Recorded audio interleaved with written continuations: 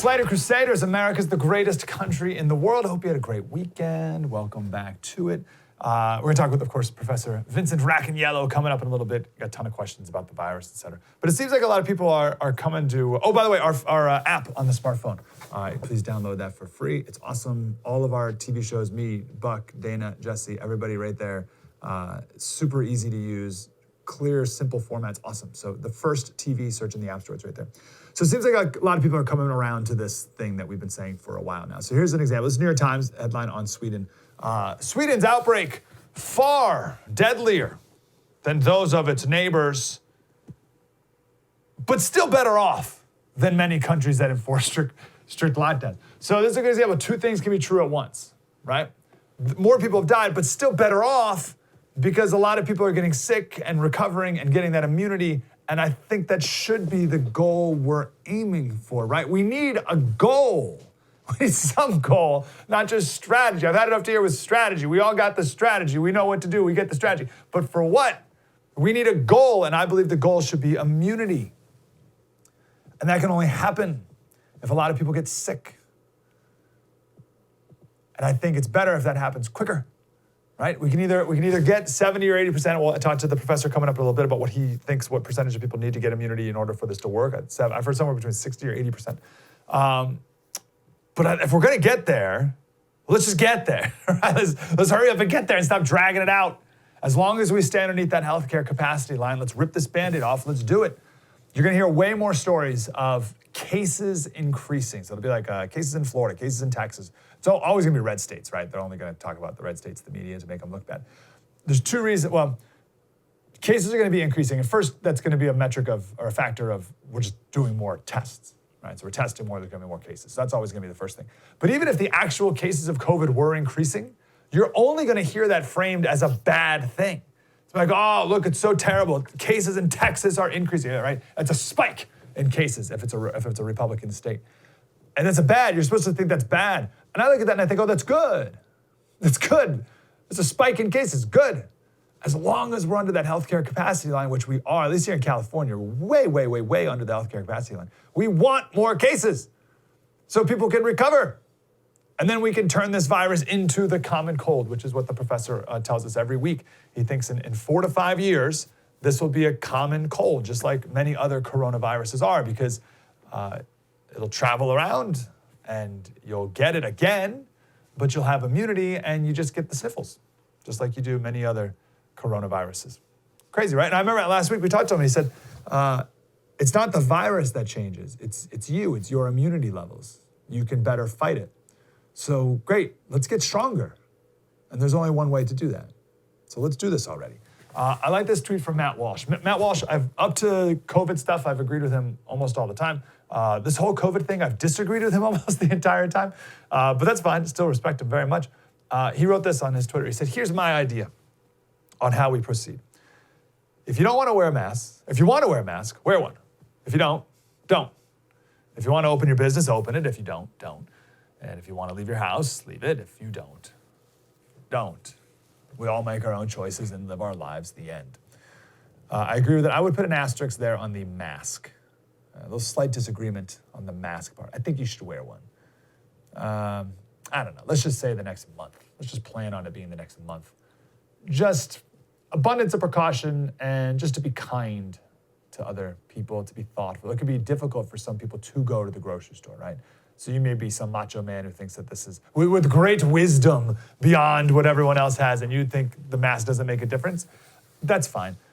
But that other person over there doesn't feel comfortable, right? They're older, they're not as healthy, but they need some food, and let them wear a mask for their own peace of mind for a while, right? I'm not in the, this is an infringement on my liberties camp yet with the mask. Just do it for a month, and then we'll reassess and we'll figure it out. Let's be kind, let's be thoughtful to other people who are a little more concerned than you might be about getting it. Did you see Stone Cold Steve Austin took a picture of him wearing a mask the other day, and people were mocking him for being a wuss? Stone Cold Steve Austin? You're gonna to his face, do it to his face, I dare. It's like our friend Steve Diamond, the fighter pilot that we have on the show from time to time, the Krav Maga expert who can literally kill you in 2 seconds. That's not an expression. He can kill you in 2 seconds with his bare hands. Go ahead and tell him to his face that you're being a wuss, Steve, by wearing a mask. Now, let me add some nuance to that. I'm against governments forcing you to wear a mask. The entire county of LA, of Los Angeles County, you are forced to wear a mask outside. I believe that's unnecessary. We can ask the professor about that in a few minutes. The outside part's unnecessary, but no need to force people. Don't do that. Don't play that game. Strongly advised, that's great. Social pressure, I think it's strong enough. There's no need to force, because then you're gonna get the police involved, and then you're arresting people for not wearing a mask, and it's super counterproductive and not necessary at all. So don't be forcing anyone. I'm against mandating it, like in LA. This is actually the mayor of Los Angeles. He was asked this weekend, or maybe it was like late last week, when it went from a recommendation to a mandate on wearing a mask. And he said, it wasn't just stern advice before, it was always a mandate. I'm proud that LA's been led the movement in this country. We're requiring all people to wear face masks when you're around other people you don't live with. 1% of people can screw this up for everybody. The 1%, listen, you can't have 100% compliance. That can't even be a goal. They don't even make that. It's wildly unreasonable. And you bump quickly into not only the law of diminishing returns, but even backfiring when you go after that last 1%. I think it was Garcetti who, in the very beginning of this, said we're going to go after the 0.1%. The 0.1%, I mean, come on. Ridiculous. Don't do that. It's going to backfire on you. It's not wise. I want to play this clip here from Mike Rowe. This is Mike Rowe on Dave Rubin's show talking about safety blank. Finish that phrase, right? We've heard it a million times. Safety what? Safety first. And Mike Rowe says, no. Safety third. And I love it. I love questioning things that we've heard our whole lives. My whole life I've heard safety first. And Mike Rowe's like, he thinks about it. I remember, our theme's perhaps the opposite is true. So he thought about it. He said, should safety be first? Is that good or no? Let's question that. Let's think about that. And that's what he did. So we'll explain that in more detail, but here he introduces the theme here.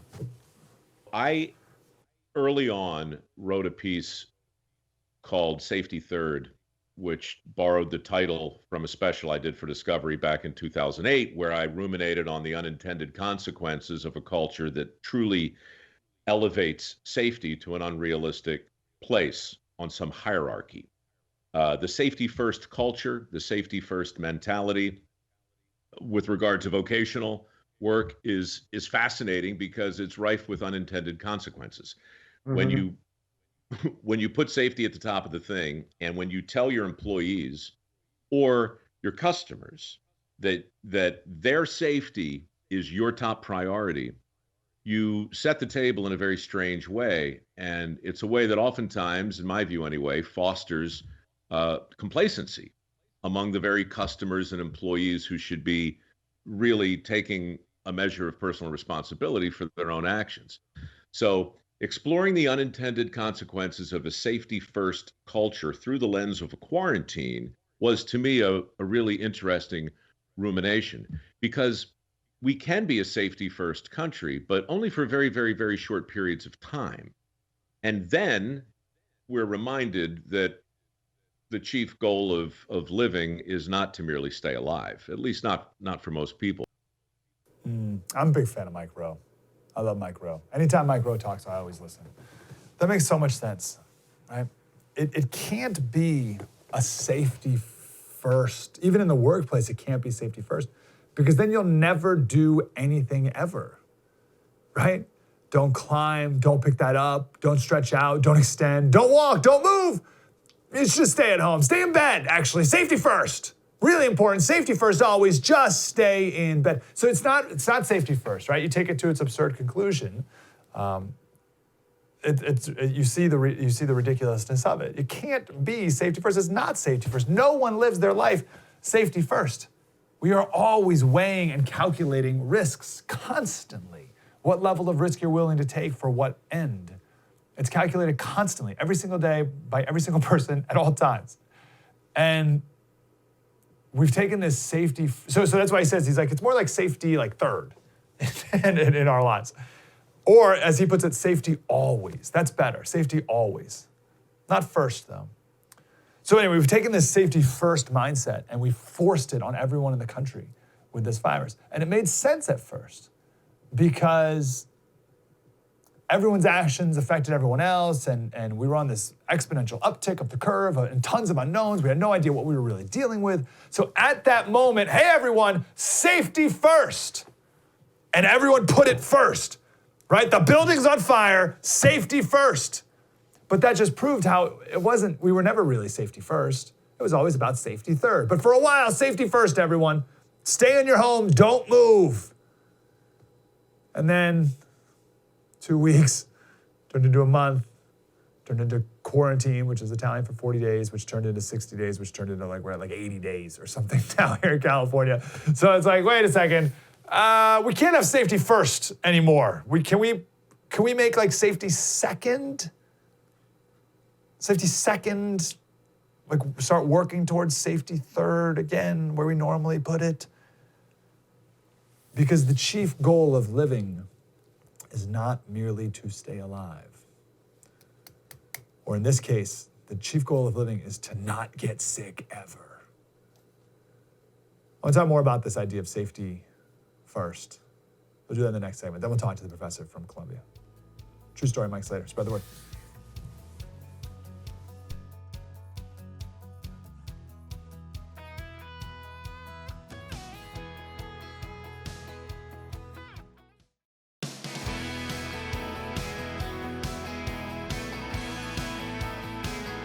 Hey, Slater Crusaders, I want to go into a little more detail about this idea of safety third. I think that's such a, I love Mike Rowe, and I love when people question things that we just say mindlessly without ever having really thought about. So here's what he says about safety first. He says, what a load of unmitigated nonsense. In the jobs I've seen thus far, and I think Mike Rowe has been probably more dangerous jobs than anyone, right? I can tell you with certainty that safety, while always a major consideration, is never the priority. Never, never, ever. Not even once. Is it important? Of course. But is it more important than getting the job done? No, not even close. Making money is more important than safety, always. And it's very dangerous, in my opinion, to ignore that. Here's the key, when we start to believe that someone else is more concerned about our own safety than we are, we become complacent and then we get careless. He tells a couple stories of being on different job sites. And there's one when he was on a scaffold that was 4 feet off the ground. And the guy told him, the OSHA guy came over or whatever, and told him that he had to put on a safety harness. And he told the guy, the rope, the safety line attached to the harness is longer than the distance between me and the ground. And the guy said, safety first. He said he was at another job site, and the OSHA person or whatever came over and said he had to put on a life jacket while they were installing a line at some runoff pond. And the water in the pond was less than a foot deep. And Mike Rowe said, why does a grown man need to wear a life jacket in 10 inches of water? And the guy said, well, safety first. Safety first. So his main point here is he's seen his crew over the years. In the very beginning, no accidents. And then over time, more and more people were getting injured in the film crew. And he was asking why, the jobs haven't gotten more dangerous, so why are people getting hurt now? And he realized it's because everyone's getting complacent, because they kept being told wherever they'd go, safety first, safety first, safety first. But more importantly, we care about your safety. Safety is our first priority for you. And what that did for everyone slowly was people started to outsource their personal responsibility of safety to other people. And that will never work well because no one cares about your safety as much as you do. So I think the classic example we can all relate to, because not everyone has dangerous jobs like, radio show host and TV show host like me. Yeah. I mean, not every, it's like this guy installing scaffolding on a skyscraper, TV show host, and it, goes down the line. So not everyone understands what it's like to have a dangerous job like me, but we can all relate to this. Mike Rowe says that the most dangerous crosswalks, so the crosswalks that have the most accidents, the deaths, hits are the ones that have the big crosswalks and the sign, the red and white sign that tell you whether or not to walk. And the reason is because we've been trained to look at the sign to tell us when to walk, not to look both ways. So we've outsourced our responsibility to the sign, which doesn't care about you. Even though safety is that sign's first priority. Safety is the reason that that sign exists. It doesn't care about you. And as soon as you outsource your responsibility to that sign, oh, the sign says I can walk, you're gonna get hit by a bus. So it's those intersections that are the most dangerous. Mike Rose says, I think that's exactly what happened to my crew and me. Over time, we become convinced that someone else was more concerned to our well-being than we were. We became complacent. We were crossing the street because the sign told us it was safe to do so, but we weren't looking both ways.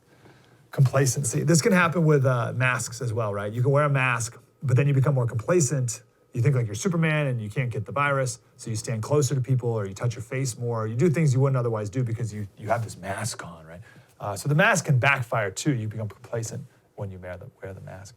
Now listen, all the safety first talk, there's a big asterisk here. Viruses are a bit different because it's not just your safety, it's other people's as well. I totally get it.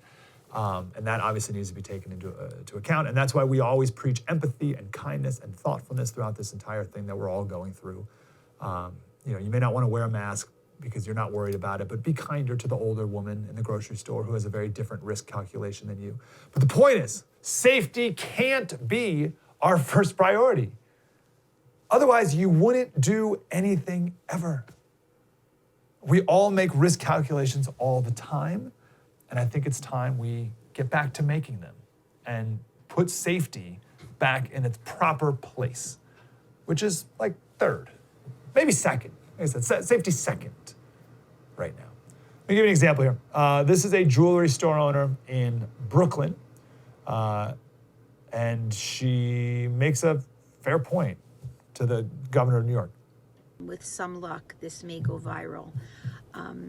My husband and I are store owners. We are entrepreneurs. We are based in New York. We worked really hard to build our business. We literally put in our heart and soul to provide for our family as best as we can. We do everything according to the letter of the law. When they asked during the coronavirus that we shut our doors during our busiest season of the year, we shut our doors. We closed down our gates, and we did everything that was asked of us.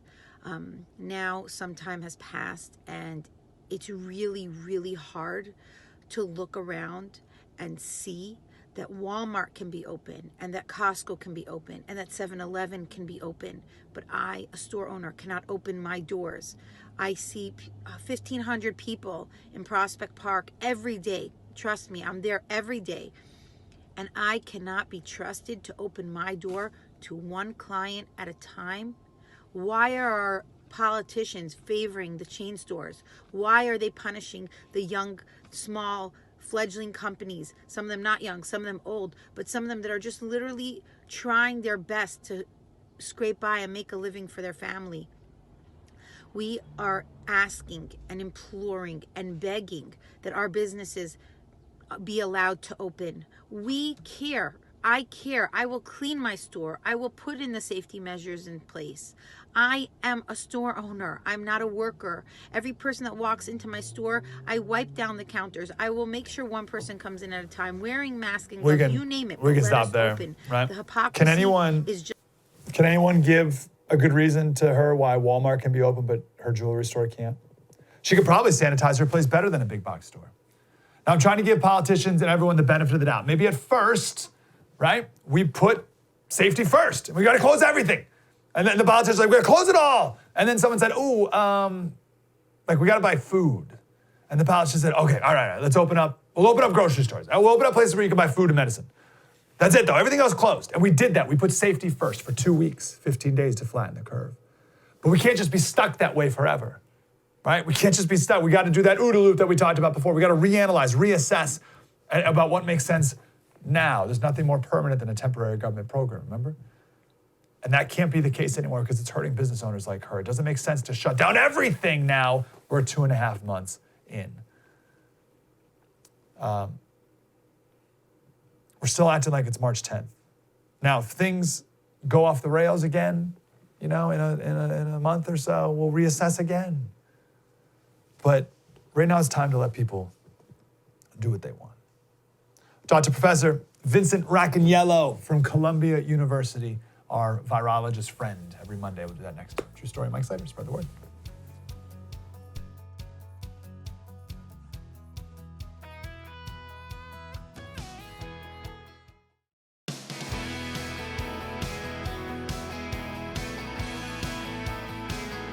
Hey, Slater Crusaders, welcome back. Highlight of the week, we do it on Monday. If it's the highlight of the week, we should do it on Friday, but we do it on Monday. Professor Vincent Racaniello, he is a professor of virology at Columbia University, and his podcast is This Week in Virology. You should download it and listen to it and be the smartest person of all your friends. Professor, how are you, sir? I'm very well, thank you. How are you? I'm glad you're here. Let's get right to it. Let me start with you, Ashley. Just what's the most noteworthy thing that you've been thinking about recently? Maybe something new you've learned or something you'd like to reiterate? Just what's on your mind? Two things I was thinking about this morning, all right? First, study out of Wuhan last month, 14% of cats have been infected with SARS-CoV-2 virus. That's a lot of cats. And so what does that mean? What does that mean? Well, cats can obviously get infected. They can probably spread it to each other. The question is whether they can spread it back to people or not. And that remains to be seen. But that would be a problem, right? Because that would be another reservoir of the virus outside of people. A reservoir is where the virus is, right? A source of infection. And right now, we are the source of infection for SARS-CoV-2. But if the cats become a source, that makes it more difficult to control it, obviously. Oh, geez. We have to quarantine the cats now. Oh, man. Yeah, well, cats don't go out much, right? House cats stay inside, I guess, but that's a problem. The other is there have been a lot of press this week, the last few days, questioning why we're testing this chimpanzee adenovirus vaccine out of Oxford. I don't know if you've heard about that. No, I haven't. No. So this is using a vector, a different virus to carry a protein of SARS-CoV-2.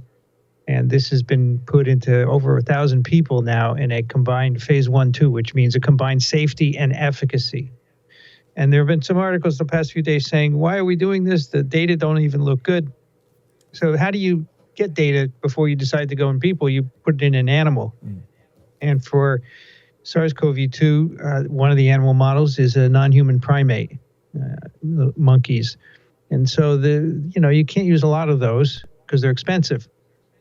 So a small pilot was done over in Montana. There's an NIH lab there, and they found that it protected the monkeys from serious disease. And so to me, it looked good. I don't know why people are questioning it, but either way, the experiment is going forward, the vaccine trial, and that's one of the earlier ones that's being tested. And I think we need as many as possible to get through this part. Do we know how many are being tested in humans right now? So in humans, I know of 3. There's the one we just talked about. It's called ChAdOx, chimpanzee adenovirus from Oxford. Just rolls off your tongue, right? ChAdOx. Kind of like COVID. And then there is an RNA vaccine out of a company in Massachusetts called Moderna. And that is in phase 1, which is a safety part. And then there are a bunch in China. We know of one at least where they made an inactivated virus and are now putting that into people in phase 1. But there are over 70 different vaccines being tested all over the place. So it's remarkable. But they're not in the human phase yet. So how much money does someone get paid to be in the initial testing? I'm not sure, frankly. $300 to $500, I would guess, at the most. What? Not a lot, right? Are you surprised? What? Yeah, you'd have to pay me a little more than that, Professor, to do that. Would you take a testing? Oh, I would do it. I would not take any money because I feel that that's not necessary. And as you're suggesting, what's the price for? You're not really risking your life, but maybe having a side effect that you don't particularly want. But before these vaccines go into people, they're tested extensively in animals. And we're quite sure that there's not going to be anything major. Major meaning death or disability, right? Yeah. Mostly fever, soreness at the injection site, and so forth. They're really extensively tested, amazingly tested. So I would volunteer. $10,000. $10,000 is my price, Professor. No, I'm not sure if $500 sounds low, but hey, if you feel, but that's an important question though, right? Like if you're not concerned about the safety of a vaccine, because a lot of people are, obviously, Professor, and not even anti-vaxxers necessarily. Obviously they are, but other people too. So you say there's no concern for safety, you would say? I think by the time you get into a phase 1, if it's been properly tested in, it's usually 2 different animal models that it's extensively tested in with many doses all the way up to the maximum. It's not going to go into a phase 1 unless the researchers are confident. So I would be fine with doing that. And most people do this because they want to help medicine go forward, and it's not about the money. Yeah. Okay. So I read something yesterday about the R naught being 1.1. Now, obviously, we've talked all about the different variables that go into that and people's behavior and the virus and stuff, whatever. But let's say in certain areas it is a 1.1. Is there an argument to be made that that's too slow? So maybe the question is, what do you think the goal should be? Should the goal be for people to be getting the virus and get healthier as long as we stay under the curve, or should we be trying to get it under the 1 R naught?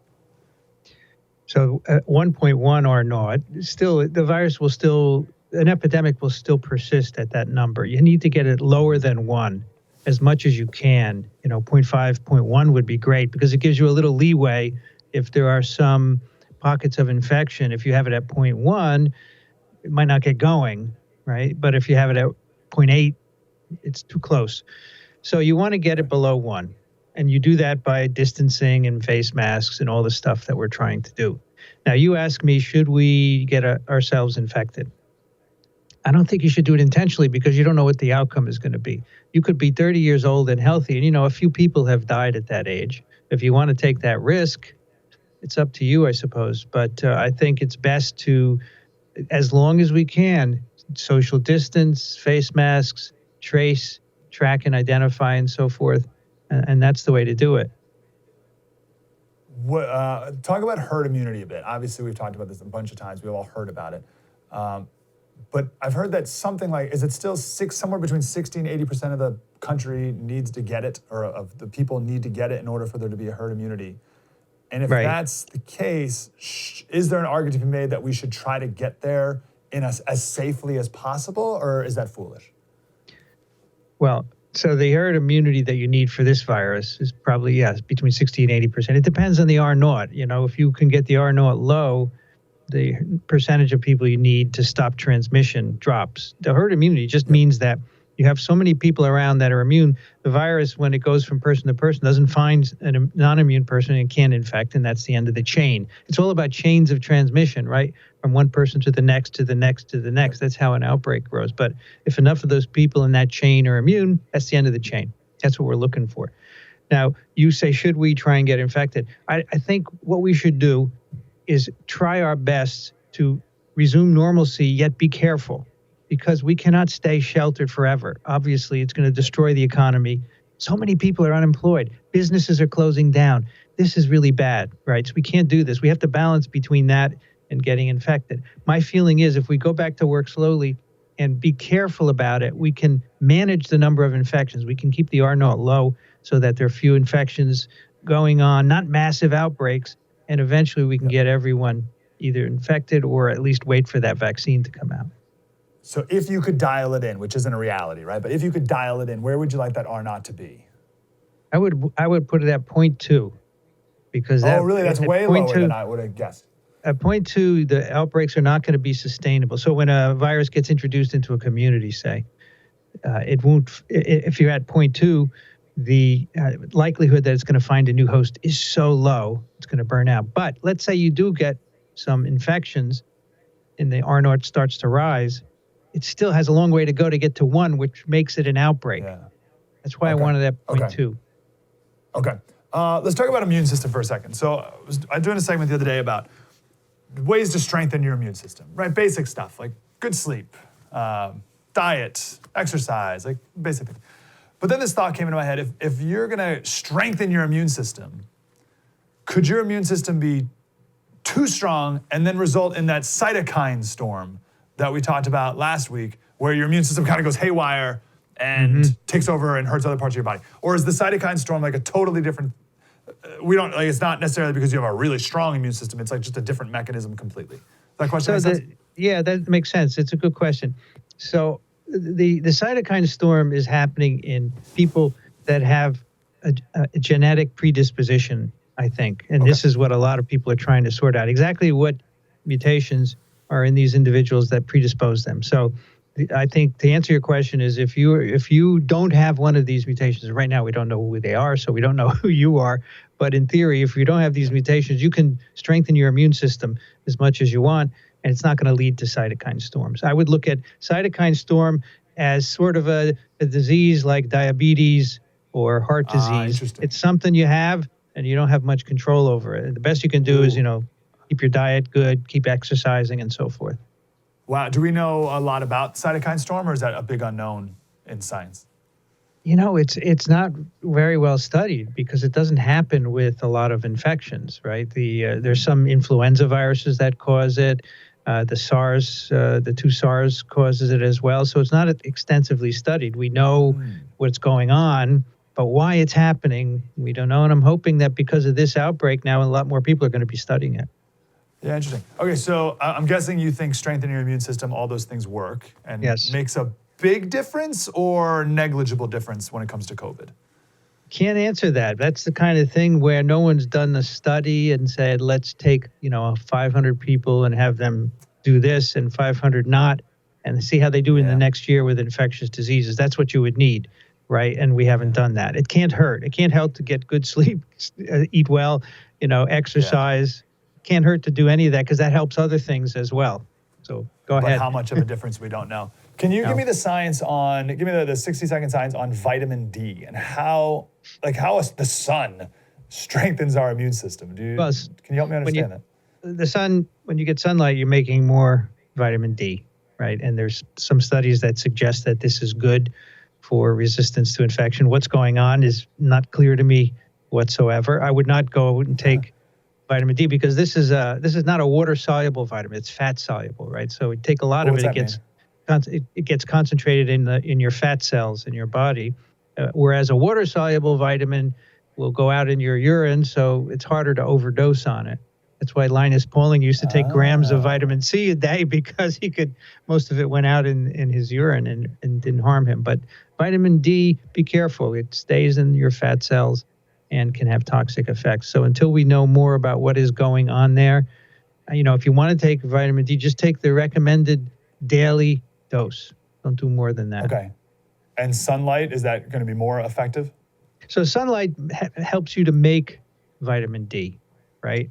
And so if you're sitting in the sun, your body is making it naturally, so you don't have to supplement it. And so that's why people in areas where there's not a lot of sun, or people that are inside all day, like me, should take some vitamin D supplements because you can't make enough, right? Okay. We're going to take a break. We're talking with Professor Vincent Racaniello. I want to talk about testosterone and help me visualize how the virus works in the air, outside, and like how it moves. I'd like to be able to kind of understand that a little more. The podcast is This Week in Virology. Please download that right now. We'll talk more with the professor coming next. True story. Mike Slater, spread the word.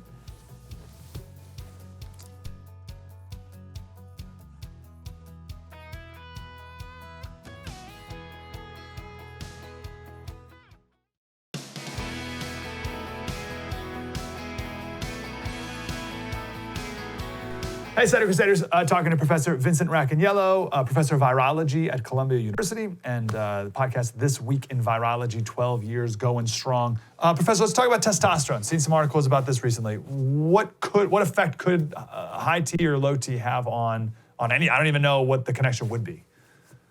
All right, so as you know, testosterone is a male hormone. It's associated with muscle mass, right? That's the first thing that people think about. And if your respiratory muscles are stronger, you're going to have a better ability to breathe. You're going to have a better ability to expel viruses when they come into you, right? So there's a physical aspect of testosterone that may help you. And if you have low, maybe your respiratory muscles are weak and they can't clear pathogens and so forth. So that's one aspect. The other is the effect on the immune system. Testosterone can affect cytokine levels and immune responses. And so maybe, if you have a high testosterone, maybe you're getting an over exuberant immune response, cytokine storm. Maybe that's part of it, right? And you have more, because the males are supposedly having more infections, more serious disease, and testosterone would be a component. So maybe testosterone makes your immune system overreact. Those are two theories, and we'll certainly see more if you stick with this over the next few weeks, months. Maybe we'll find answers to that one. But that's quite interesting. That sounds like the second thing you said sounds like high testosterone means it's bad because you may have more of a cytokine reaction. Yeah, so it can be mixed because we're seeing more infections in men, geez. right? So it could be related to that. And so we need to do some serious testing. Right now, it's just an observation, right? You were saying, oh, look at these numbers. So now we have to go in the lab and do some experiments to figure it out. Why can't any answer be clear-cut and simple? High T, good. Some are. Low T, bad. Sometimes they are, but science is a big thing. If you think about what science is, we're trying to explain everything. It's bound to be not accurate or just a simple answer at one point. Yeah. All right, let's talk about in the air, right? So there's been a lot of talk about this. And I've been reading a bunch of epidemiological stuff about like closed spaces for a longer period of time, whatever that means, like 10 minutes or something, seems to be like a higher rate of spread. I saw some study about a call center somewhere, and like almost everyone in the call center got it, like 70% of people in the call center, even though they're like 50 feet away. Yeah. So when you're outside, how does the wind, if any other variable, affect the rate of spread? The wind, well, if let's say you're standing 6 feet away from me and we're having a conversation, we're separate because we're supposed to be, and there's a wind behind you blowing from you to me, right? Steady. It's going to take your droplets and propel them, and they could go even farther, right, because of the wind. So that's a very specific thing, though. Most of the time, wind is gusty, and it may not be the right timing to get from one person to another. Often there's not wind.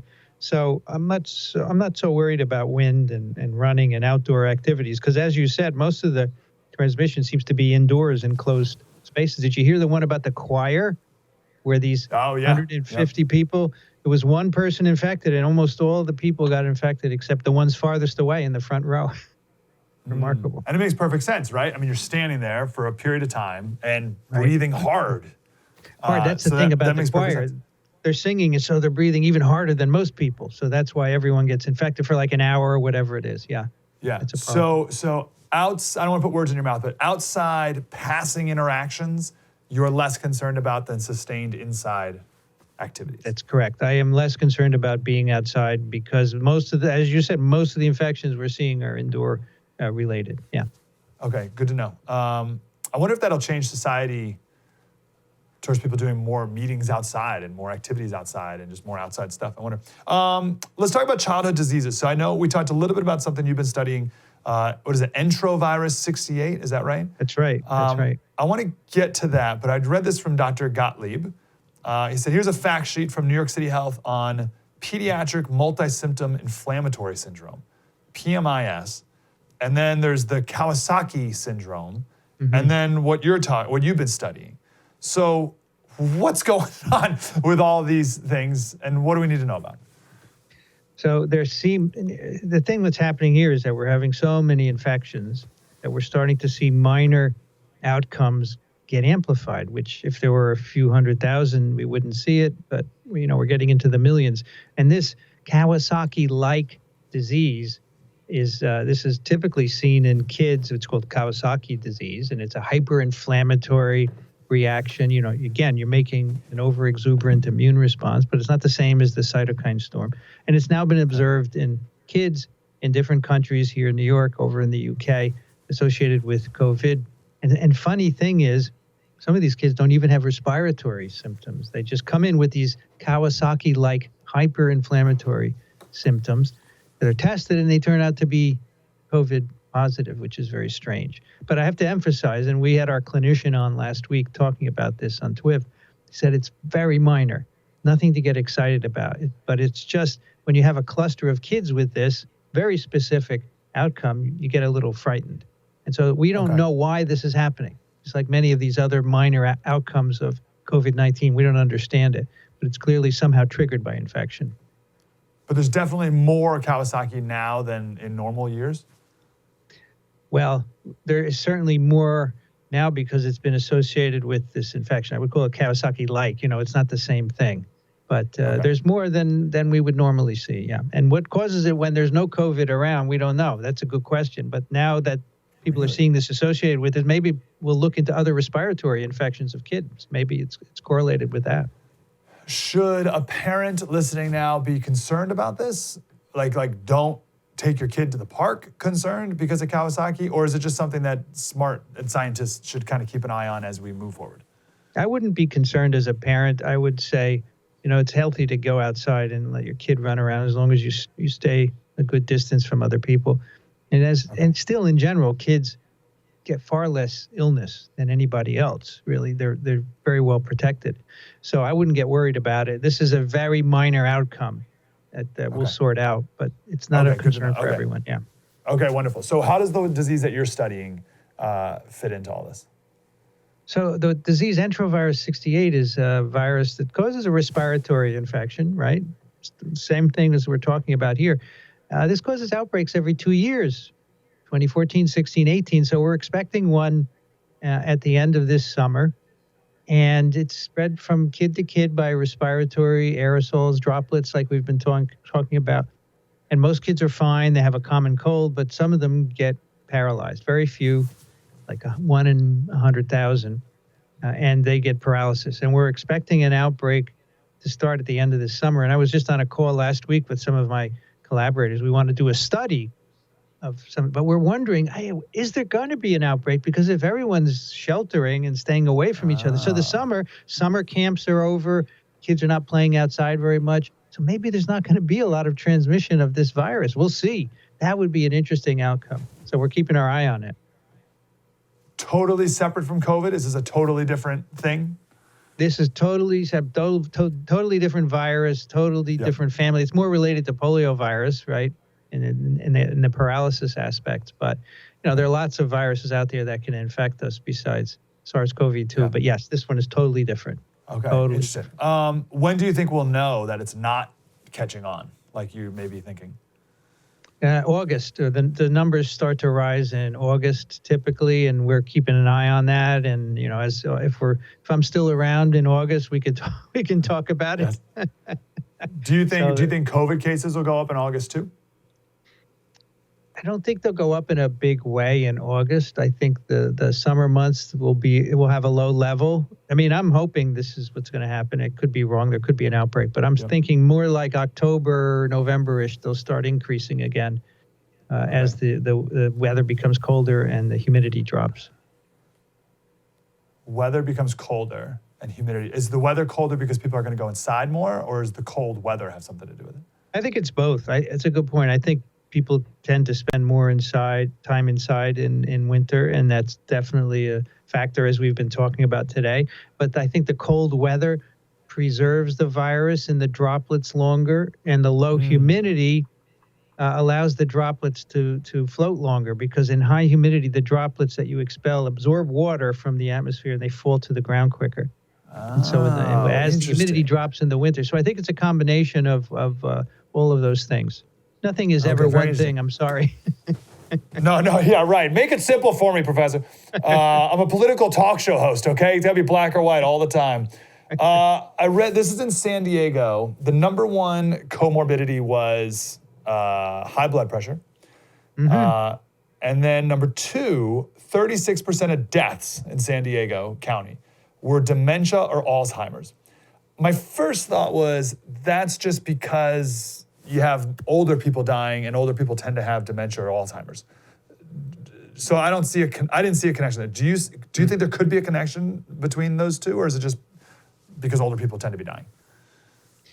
Well, I think dementia, Alzheimer's, typically you see in older people, right? So it may be the age factor in there. Yeah. It's interesting that wasn't one of the comorbidities in China. Heart disease, high blood pressure, diabetes, those were the main ones in China, but I'm kind of not surprised, because I would think it's purely an age-dependent effect. Yeah. Okay. And I think also those individuals are inside most of the time, right? So they're in a place where it's the highest risk. Yes. Okay. So you don't think there's a connection between COVID and Alzheimer's disease as much as I don't just the believe factor so. of I age? don't believe so. I mean, Okay. you think All right. these people have caregivers, right? And people are coming in, they may get a different person every week, and Yes. so that could easily infect them, right? Yeah. It's interesting they would even put that on the list then, because the other ones you could see having a connection, the other comorbidities, diabetes and stuff like that. But this one seems just like a passing thing. Professor, my mom said, Mikey, ask the professor if I, 71-year-old woman, should fly on an airplane from North Carolina to San Diego to see my 2-month-old grandchild who I haven't met yet. And I said, I will put that burden on him on Monday. So here we are, Professor. Should When my does she mom want hop to on a go? plane? When she wants to go now in the next couple of weeks? Yeah, let's say July. All right. So the only way she should do that would be to wear a face mask the whole time, right? Yeah. But if she's not willing to do that, then no, she should not fly. Not now. I would wait until the cases drop. In fact, it might be safer the cases drop a bit more in the two places where you are, or where you're going to. You might wait a few more weeks just to look at the case numbers. But either way, you have to wear a face mask the whole time. And you can't take it off to eat peanuts, okay? You have to leave it on the whole time. Okay, noted. Thank you very much, sir. And last question, we got to go. What's something you've been wrong about with this virus? Oh, back in January, I didn't think it was going to spread globally. I thought we'd contain it in China. I was wrong about that. And it was based on our experience with SARS-1. I thought that one we took care of, we'll take care of this. I was wrong. Yeah. I admit it. Yeah, interesting. I like to ask that, Professor, because I value the opinions of people who can admit they were wrong about different things more. Each time we could do another. You could ask me every time what I've been wrong about. Absolutely. I'll tell you something for sure. Good, tremendous. Well, that's a good scientist too, obviously. Professor Racaniello, sir, it's an honor. Thanks for taking time here. Everyone listen to the podcast This Week in Virology, and you can download and again be the smartest person that you know about it all. Thanks, Professor. Hope we can do it again next week. You bet. Thank you. Tremendous. Have a wonderful day. It's the end of our show. Study Crusaders. Have a superb rest of your day. We'll see you tomorrow. True story. Mike Slater. Spread the word.